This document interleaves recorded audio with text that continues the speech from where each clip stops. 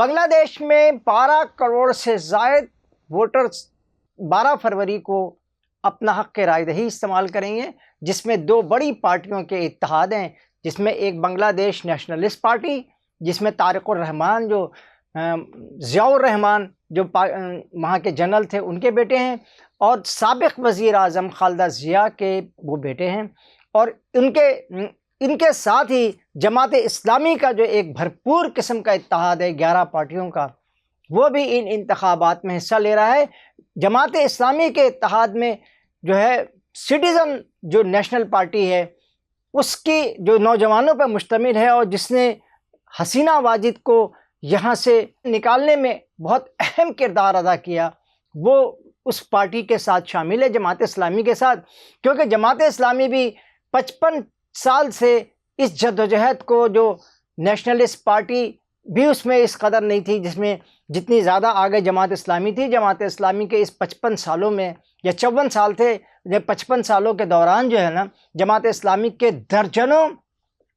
لوگوں کو شہادت سزائے موت دی گئی، اور تقریباً 45 لاکھ جماعت اسلامی کے کارکنان جو تھے وہ جیلوں میں تھے، اور اسلامی شاطر و شنگت کے بھی لوگ جیلوں میں تھے، اور یہ پوری جدوجہد جو تھی حسینہ واجد کو ہٹانے کی، اور ہندوستان سے دراصل یہ جو آزادی کا جو ڈھونگ رچایا تھا نا مجیب الرحمان نے، دراصل یہ اگرتلہ کیس کا مجرم تھا، لیکن اس کو فوری طور پہ رہا کر دیا، اور اگرتلہ کیس سے کو ہمارے یہاں کے جو چند دانشور ہیں، نام نہاد دانشور، انہوں نے بتایا ہے کہ وہ اگرتلہ کیس میں جو ہے مجیب الرحمان جو ہے ملزم نہیں تھا، تو ان سے یہ گزارش ہے کہ وہ نیٹ پہ اگرتلہ کیس کو ڈالیں اگرتلہ کیس کی حقیقت کیا، فسانہ کیا، تو انہیں وہاں پر ایک جو ہے نا شوکت علی جو بنگلہ دیش کی اسپیکر تھے، ڈپٹی اسپیکر تھے، ان کا یہ مل جائے گا کہ وہ پاکستان سے غداری اور ہندوستان سے وفاداری کا ایک کیس تھا، اور ہندوستان کے ساتھ ملنے کا ایک کیس تھا۔ اس لیے یہ کہنا ہے کہ عوامی لیگ نے کوئی بنگالیوں کی آزادی کی بات کی تھی، نہیں، دراصل اس نے ہندوستان کے ایجنڈے پر کام کرتے ہوئے ہندوستان کے لوگوں کی تربیت، ان کی، اور ایک اور بات یہ بتاتا چلوں کہ مجیب الرحمان نے جو ہے نا بنگلہ دیش کے قیام سے قبل ہی ایک عبوری حکومت جو ہے وہ وہاں بنگلہ دیش کے ایک حصے میں، چھوٹے سے حصے میں، کرمی ٹولہ کہتے ہیں اس کو، وہاں بنائی ہوئی تھی، اور وہاں پہ ان کا پورا سیکریٹریٹ موجود تھا۔ تو اسی طرح سے یہ آگے چلتا رہا، لیکن اب جب یہ نئی حسینہ واجد جو 15 سال تک ظلم، 16.5 سال تک جو ظلم بربریت کا بازار گرم کر کے رکھا انہوں نے، اور یہاں کی جمہوری طاقتوں کو دبایا اور جمہوری طاقتوں کو مٹانے کی کوشش کرتی رہیں، جو آج ہندوستان کے ہی گود میں، جی یہ وہی اگرتلہ کیس تھا جہاں مجیب الرحمان کی بیٹی جو شیخ حسینہ ہیں وہ وہاں گئیں، اور وہیں جا کر کے انہوں نے پناہ لیا، کیونکہ اصل میں ان کی پناہ گاہ تو وہی تھی، تو وہ یہاں پاکستان میں یا کسی اور اسلامی ملک میں وہ نہیں جا سکتی تھیں، یہ ان کی ضرورت بھی نہیں تھی۔ اچھا، اب ان الیکشنز کی جو تازہ ترین رپورٹس آئی ہیں، جو اب آج پیر والے دن شام کو جاری کی گئی ہیں، اس کے مطابق جماعت اسلامی اور ان کے اتحادیوں کو، یعنی نیشنل سٹیزن جو پارٹی ہے، اس کی جو اتحادیوں کو تقریباً BNP پہ 2 سے 4% اور کہیں کسی مقامات پہ 5% تک کی برتری حاصل ہے، اور جیتنے کی بھی انہی کے آثار زیادہ ہیں اس اتحاد کی۔ لیکن جو BNP ہے اس کو جو ہے ڈھاکہ کے شہری علاقوں میں اور نارائن گنج میں، جہاں ہندو ووٹرز کی تعداد بہت زیادہ ہے، وہاں سے ان کی کامیابی کے امکانات ہیں، لیکن ڈھاکہ کے دیگر علاقوں جس میں آدم جی نگر ہے، اور محمود پور ہے، اور آپ کے دریا کنارے کی آبادی ہے، اور کرمی ٹولہ ہے، اور میر پور اور گورو ہاٹ کے جو علاقے ہیں، یہ سارے کے سارے جو ہے نا وہ جماعت اسلامی اور ان کے اتحادی یعنی سٹیزن پارٹی جو وہاں پہ ہے، جو نوجوانوں پہ مشتمل ہے، وہ تمام علاقے جو ہیں ان کے ووٹرز ہیں۔ اس کے علاوہ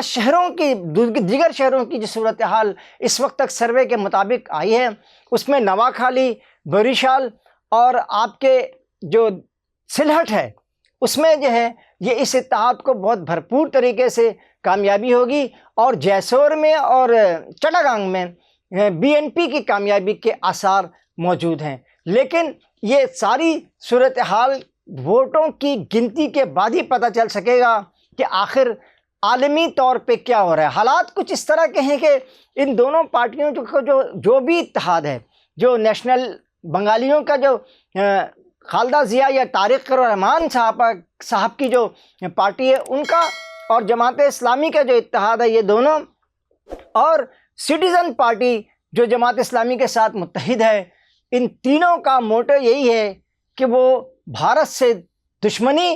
نہیں رکھنا چاہتے، لیکن وہ اس طرح سے دوستی نہیں رکھنا چاہتے جس طرح عوامی لیگ کے دور میں تھا۔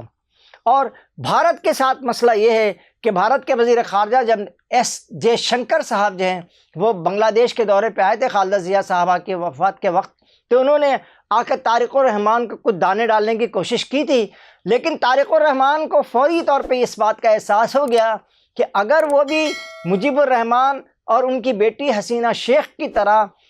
بھارت کی محبت میں مبتلا رہیں گے تو وہ کبھی بھی کامیاب نہیں ہو سکیں گے۔ لہٰذا اب بنگلہ دیش میں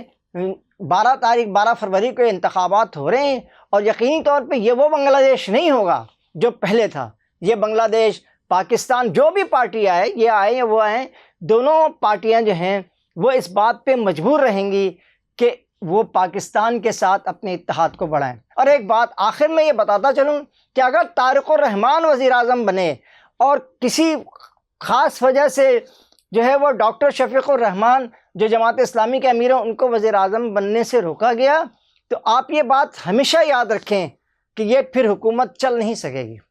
لہٰذا اس پر بہت توجہ کی ضرورت ہے اور دھاندلی پہ نظر رکھنے کی ضرورت ہے۔ اس کے ساتھ ہی قاضی جاوید آپ سے گزارش کرتا ہے آپ میرے چینل کو سبسکرائب بھی کر لیں اور اس کو لائک بھی کر لیں، اور مجھے امید ہے کہ آپ اس کو آگے بھی بڑھانا چاہتے ہوں گے۔ یہ ایک ایسا پیغام ہے جس کو آپ کے لیے بھی انتہائی ضروری ہے اور دوسروں کے لیے بھی۔ اس کے ساتھ ہی قاضی جاوید آپ سے اجازت چاہتا ہے۔ اللہ نگہبان۔ السلام علیکم۔